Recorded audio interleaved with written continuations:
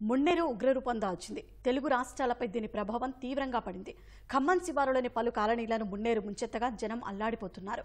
ఎన్టీఆర్ జిల్లాలోనూ మున్నేరు ఉధృతి తీవ్రంగా ఉంది. లోతట్టు ప్రాంతాలు, పంట పొలాలను ముంచేసి భారీ నష్టాన్ని మిగిల్చింది.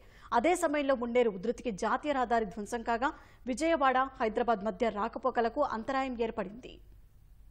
ఎడతెరిపి లేని భారీ వర్షాలకు మున్నేరు వాగు అత్యంత ప్రమాదకర స్థాయిలో ప్రవహిస్తోంది. తెలంగాణలోని ఖమ్మంలో రాజీవ్ గృహకల్ప, వెంకటేశ్వర నగర్, మోతీనగర్, బొక్కలగడ్డ కాలనీలు జలదిగ్బంధంలో చిక్కుకున్నాయి. మున్నేరు వరద ముంచెత్తగా వందల మంది ఇళ్లపైకి చేరి రక్షించాలని ఆర్తనాదాలు చేశారు. రాజీవ్ గృహకల్ప కాలనీ వద్ద మున్నేరు వరద ఉధృతి అసాధారణ రీతిలో ఉంది. వరద చుట్టుముట్టిన ఇళ్ల నుంచి రక్షించాలంటూ బాధితులు వేడుకున్నారు. ఇక్కడ చూడండి, ఫుల్ వాటరు మొత్తం మునిగిపోయింది. ఇక్కడ ఏ కోసాన దిగనీకి లేదు. సెకండ్ ఫ్లోర్ అయిపోయింది, ఫస్ట్ ఫ్లోర్ అయిపోయింది. పెంట్ హౌస్లో ఉన్నాము. ఇక్కడ ఇంతమంది ఉన్నారు.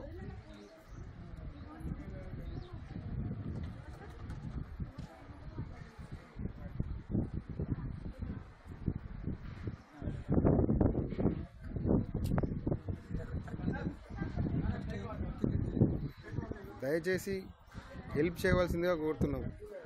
మున్నేరు దెబ్బకు ఎన్టీఆర్ జిల్లా గజగజలాడింది. లింగాల, పెనుగంచిప్రోలు వంతెనలపై వరద ప్రమాదకర స్థాయికి చేరింది. పెనుగంచిప్రోలు చెరువు ప్రమాదకర స్థాయిలో ప్రవహిస్తోంది. గార్డెన్లు నీట మునిగాయి. తిరుపతమ్మ ఆలయాన్ని వరద నీరు చుట్టుముట్టింది. ఆలయం వద్ద దుకాణాల్లోకి వరద నీరు చేరింది. పెనుగంచిప్రోలులోని ఎస్సీ కాలనీ, బోస్పేట జలమయమయ్యాయి. వందలాది ఇళ్లలోకి వరద నీరు చేరింది. పలుచోట్ల విద్యుత్ స్తంభాలు కూలాయి. రహదారులు ధ్వంసమై వాహన రాకపోకలు నిలిచిపోయాయి. పెనుగంచిప్రోలులో పొలాలను వరద ముంచెత్తింది. మున్నేరు పరివాహక గ్రామాల్లో లోతట్టు ప్రాంతాలు జలమయమయ్యాయి.